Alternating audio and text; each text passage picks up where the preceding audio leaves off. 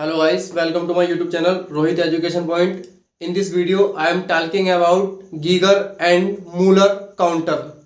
दोस्तों इस वीडियो में हम बात करने वाले हैं जीएम काउंटर के बारे में, जो कि बीएससी थर्ड ईयर के फिजिक्स के सेकंड पेपर का टॉपिक और काफी इंपॉर्टेंट टॉपिक होता है।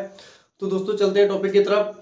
देखिए इसमें क्या होता है ना, सबसे पहले कि जो गाइगर और मूलर काउंटर है ना, देखिए इसमें जो ये गाइगर और मूलर, ये दो साइंटिस्ट के नाम है दोस्तों। सबसे पहले साइंटिस्ट गाइगर और दूसरे हैं मूलर। तो ये दोनों तो साइंटिस्ट के नाम होते हैं। तो इन्होंने सबसे मेन रीजन इसका क्या है कि इसमें जो है ना एक विकिरण के संसूचन को ज्ञात किया जाता है। ठीक है ना, किसको? यानी कि या तो नाभिकीय कण को या फिर विकिरण के संसूचन को। विकिरण या फिर नाभिकीय कण एक ही बात होती है। तो इसमें जो है उसके संसूचन को क्या है, ज्ञात किया जाता है। तो सबसे पहली बात तो यह है कि इसमें जो है इन्होंने कम आयनन क्षमता वाले, ठीक, कम आयनन क्षमता वाले नाभिकीय कण या फिर विकिरण के संसूचन को ज्ञात करने के लिए सन 1928 में, सन 1928 यानी कि 1928 दोस्तों 1928 में क्या है ना, इन्होंने गीगर एंड मूलर ने एक काउंटर की संरचना की।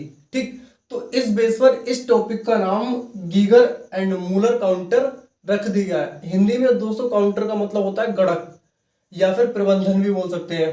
ठीक है, तो सबसे पहली बात दोस्तों इसमें आपको समझना है, सबसे पहली हेडिंग तो होती है इसमें संरचना, मतलब कि कैसे कैसे इसको मतलब बनाया गया है, क्या क्या चीजें इसमें होती हैं। तो देखिए संरचना में सबसे पहली चीज तो ये है कि इसमें जो है कांच की नली होती है दोस्तों। ठीक है ना, ये जो होती है कांच की नली होती है। और ये चीज जो होती है ये होता है आपका तांबे का खोखला बेलन। ये आपका तांबे का खोखला बेलन होता है और इसमें एक तार होता है। ठीक है, ये जो तार है इसको बोलते हैं टंगस्टन तार। ठीक है, इसको टंगस्टन तार होता है ए। ये दोस्तों टंगस्टन का तार होता है। और तांबे का जो खोखला बेलन होता है उसको सी बोलते हैं। ठीक है, और इस कांच की नली के अंदर ना बहुत सारी गैस भरी होती है। क्या भरी होती है? बहुत सारी गैस भरी होती है। फिर इसमें जो टंगस्टन तार है और तांबे का खोखला बेलन है, उन दोनों के बीच में उच्च विभव यानी कि उच्च विभव विभवांतर ये होता है ना, वोल्टेज। ठीक है, उच्च विभव, उच्च विभव तथा उच्च प्रतिरोध लगे होते हैं। यानी कि यहाँ पे 1000 वोल्टेज होता है और फिर उच्च प्रतिरोध होते हैं, मतलब इन दोनों के बीच में। ठीक, यहाँ कैपेसिटर लगा होता है। फिर लास्ट में क्या होता है, देखिए सबसे पहली बात इसमें जो है ना ये विकिरण मतलब डाला जाता है इस कांच की प्लेट पर, कांच की नली पर। फिर उसके बाद जो है ना लास्ट में इस प्रतिरोध के दोनों सिरों पर जो उत्पन्न विभवांतर होता है, वो विभवांतर को क्या लास्ट में प्रबंधन में मतलब भेज दिया जाता है, यानी कि काउंटर में भेज दिया जाता है। जो ये काउंटर है तो उस हिसाब से हम क्या है उसकी विकिरण के संसूचन को ज्ञात कर सकते हैं। तो इतना तो कुछ देखिए दोस्तों संरचना में होता है। अब बात करते हैं इसके वर्किंग की। देखिए बाकी इसकी जो थ्योरी आपको रजिस्टर से नोट करा देंगे, लेकिन अभी आपको समझाना है तो समझा देते हैं। देखिए सब, अब दूसरी हेडिंग होती है दोस्तों कार्य विधि यानी कि वर्किंग, ये काम कैसे करता है। तो सबसे पहली बात तो ये है कि जब इस कांच की नली पर, ये जो कांच की नली होती है दोस्तों, इसके अंदर मैंने आपको बताया गैस भरी होती है। और गैस भी कौन कौन सी? आर्गन गैस भरी होती है, नियोन गैस भरी होती है और फिर हैलोजन गैस भरी होती है। ठीक है, 3 प्रकार की इसमें गैस भरी होती है। तो देखिए जब कांच की नली पर विकिरण को डाला जाता है, ठीक है, किसको? विकिरण को, या फिर नाभिकीय कण भी बोल सकते हैं।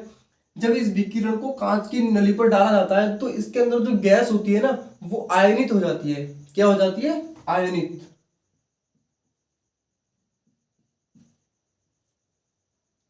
तो दोस्तों इसके अंदर जो गैस होती है वो आयनित हो जाती है और गैस आयनित होकर के क्या है इसके अंदर इलेक्ट्रॉन युग्म बनते हैं। ठीक है, क्या बनते हैं? इलेक्ट्रॉन युग्म और धनायन बनते हैं। ठीक, और इसके अंदर इलेक्ट्रॉन युग्म बनने से क्या होता है कि इसके अंदर एक इलेक्ट्रिक फील्ड उत्पन्न होता है, यानी कि विद्युत क्षेत्र उत्पन्न होता है।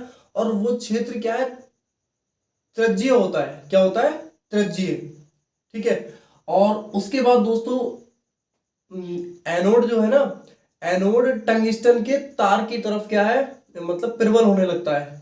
ठीक, ये जो टंगस्टन का तार होता है दोस्तों, ये एक एनोड का काम करता है, और मैं आपको बता दूं ये तांबे का जो खोखला विलन होता है ये एक कैथोड का काम करता है। तो जो एनोड होता है वो टंगस्टन की ओर प्रबल होता है, और जो फ्री इलेक्ट्रॉन होते हैं ना, जो फ्री इलेक्ट्रॉन होते हैं वो मतलब टंगस्टन की वो एनोड की तरफ क्या है, त्वरित होने लगते हैं। क्यों? क्योंकि इसके अंदर जो इलेक्ट्रिक फील्ड उत्पन्न हुआ है, उस इलेक्ट्रिक फील्ड के उत्पन्न होने से क्या है, जो फ्री इलेक्ट्रॉन है वो एनोड की तरफ क्या है, त्वरित होने लगते हैं। ठीक है, तो पहली कंडीशन तो दोस्तों इसकी ये थी। दूसरी कंडीशन ये होती है कि बहुत ज्यादा वोल्टेज होने के कारण, मतलब यहाँ वोल्टेज कितना, 1000 वोल्टेज है, तो बहुत ज्यादा वोल्टेज होने के कारण ये जो गैस है, ये गैस क्या है, मतलब परमाणुओं को उत्तेजित करती है। क्या करती है? उत्तेजित। इसके अंदर जो परमाणु होते हैं उन परमाणुओं को उत्तेजित करती है, और परमाणुओं के उत्तेजित होने से क्या है, परावैंगनी विकिरण उत्पन्न होता है। क्या होता है? परावैंगनी विकिरण उत्पन्न होता है। ठीक, और दोस्तों परावैंगनी विकिरण उत्पन्न होने से क्या है, परावैंगनी विकिरण तो उत्पन्न हो गया, लेकिन परावैंगनी विकिरण अवशोषित होकर क्या है, वो उत्पन्न करता है, क्या बोलते हैं उसको, सम्मेलन।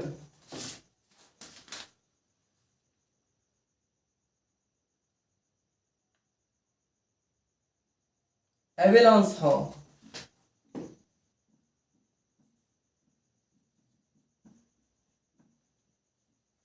मैंने आपको बताया कि 1000 वोल्टेज होने के कारण जो गैस होती है वो परावैंगनी गैस जो है अणुओं परमाणुओं को उत्तेजित करती है। परमाणु उत्तेजित होने से क्या होता है, परावैंगनी विकिरण उत्पन्न होता है, और परावैंगनी विकिरण जो होता है वो अवशोषित होकर एवेलांस उत्पन्न करता है। क्या उत्पन्न करता है? एवेलेंस उत्पन्न करता है। और दोस्तों जो परावैंगनी विकिरण होता है वो मतलब उदासीन होता है। ठीक, तो इसका मतलब ये है कि वो प्रत्येक डायरेक्शन में मोशन कर सकता है। ठीक है, किसी भी डायरेक्शन में मतलब वो जा सकता है, और जब वो किसी भी डायरेक्शन में जा सकता है तो इसका मतलब ये कांच की जो नली है इसके मतलब किसी भी डायरेक्शन में वो जा सकता है। अब तो इसका कारण ये हुआ कि कांच की नली के प्रत्येक संपूर्ण भाग में क्या है, एवेलेंस उत्पन्न होते हैं। क्यों? क्योंकि एवेलेंस उत्पन्न कर कौन रहा है, मतलब परावैंगनी विकिरण। एवेलेंस जो है परावैंगनी विकिरण के कारण ही उत्पन्न हो रहा है। ठीक है, क्या हो रहा है? एवेलेंस। तो अब हो क्यों रहा है? एवेलेंस अवशोषित होकर एवेलेंस नहीं, परावैंगनी विकिरण अवशोषित होकर एवेलेंस उत्पन्न करता है। तो इसका मतलब ये है कि जो परावैंगनी विकिरण है वो प्रत्येक डायरेक्शन में जा रहा है, क्योंकि वो उदासीन है। और जब वो हर डायरेक्शन में, मान लीजिए वो इस डायरेक्शन में है, तो इस डायरेक्शन में वो एवेलेंस उत्पन्न करेगा। फिर इसके बाद वो इसमें भी जा सकता है, तो यहाँ पे भी एवेलेंस उत्पन्न करेगा। मतलब जिस डायरेक्शन में जाएगा वहां पे क्या है, वो एवेलेंस उत्पन्न करेगा। तो इसका मतलब ये है कि कांच की नली के संपूर्ण भाग में एवेलेंस क्या है, उत्पन्न होता है। ठीक, अब दोस्तों तीसरी कंडीशन इसकी ये होती है कि इलेक्ट्रॉन्स होते हैं ना वो हल्के होते हैं। क्या होते हैं? हल्के।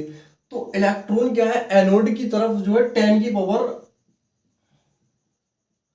देखिए अभी इसमें क्या है देखिए दूसरी कंडीशन में भी चल रहे हैं कि जो एवेलेंस उत्पन्न होते हैं तो इसके कारण जो है 10 की पावर 8, ठीक है, 10 की पावर 8 तक का जो है क्या बोलते हैं, उत्पन्न होता है, काउंटर उत्पन्न होता है। ठीक है, 10 की पावर 8 तक का प्रबंधन ज्ञात कर सकते हैं। ठीक, उसके बाद तीसरी कंडीशन ये होता है कि इलेक्ट्रॉन जो होते हैं दोस्तों वो हल्के होते हैं। तो हल्के होने के कारण ये बहुत जल्दी एनोड की तरफ क्या है, चले जाते हैं। यानी कि 10 की पावर -7 सेकेंड में क्या है, उसकी तरफ क्या है, एनोड की तरफ चले जाते हैं। लेकिन धनायन जो होते हैं वो भारी होते हैं और वो धीरे धीरे एनोड की तरफ जाते हैं, और फिर एनोड के चारों ओर वो मतलब घूमते भी हैं, और कुछ टाइम के लिए एनोड के चारों ओर रुक जाते हैं। ठीक है, तो उस जो रुकने का मतलब जो टाइम होता है दोस्तों, उस टाइम को बोलते हैं हम डेड टाइम। ठीक है, क्या बोलते हैं? Dead time. हाँ, मतलब जब इलेक्ट्रॉन रुक जाते हैं तो उनका आयनीकरण रुक जाता है। आयनीकरण रुकने से जो है जो रुका हुआ टाइम होता है वो उनका डेड टाइम कहलाता है। ठीक है, जिस बीच आयनीकरण की क्रिया रुक जाए और उनका जो है उपकरण का कार्य भी रुक जाए तो उसको मृतकाल यानी कि डेड टाइम बोलते हैं। दोस्तों चौथी कंडीशन ये होती है कि धनायन जो होते हैं वो कैथोड की तरफ आकर्षित होते हैं। किसकी तरफ? कैथोड की तरफ। तो क्या होते हैं कि धनायन जब कैथोड की तरफ आकर्षित होते हैं तो कैथोड से टकराकर उसके अंदर की जो इलेक्ट्रॉन है उनको बाहर कर देते हैं। ठीक है, लेकिन फिर भी कैथोड के अंदर कुछ उत्तेजित परमाणु रह जाते हैं जो कैथोड से टकराकर वैद्युत प्रभाव उत्पन्न करते हैं। ठीक इसी कारण क्या है, फिर दोबारा जो है एवेलेंस उत्पन्न होते हैं। ठीक है, तो जो दोबारा एवेलेंस उत्पन्न होते हैं, तो इसका मतलब ये है कि जब कांच की नली पर विकिरण डाला जाएगा तो इसके कारण एक धारा प्लस क्या होगा, एक धारा पल्स उत्पन्न होती है। क्या उत्पन्न होती है दोस्तों, धारा पल्स।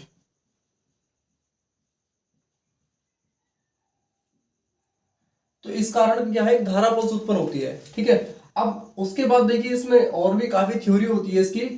तो उसके बाद दोस्तों अगली हेडिंग आती है आपकी द्रुत शीतलन। तो द्रुत शीतलन में भी काफी मतलब लैंग्वेज टॉपिक होता है, तो थ्योरेटिकल आपको रजिस्टर से करा देते हैं। ठीक है,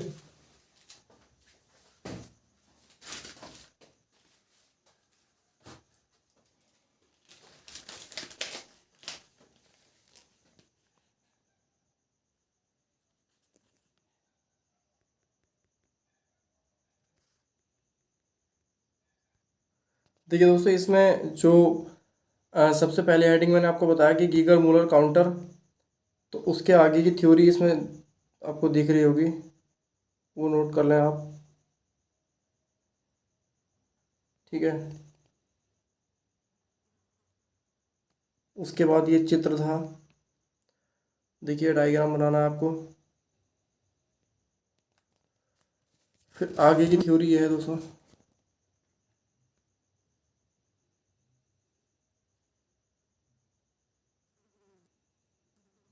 फिर वर्किंग आ गई इसमें।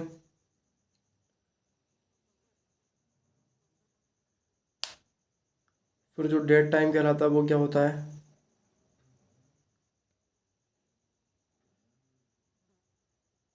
फिर अगली हेडिंग आ गई द्रुत शीतलन, क्वेंचिंग।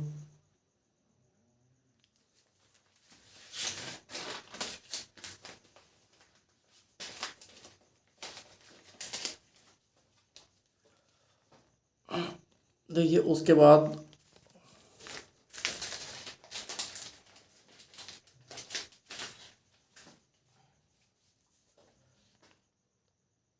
देखिए उसके बाद में जो होता है वो ये है, आप नोट कर लें इसको।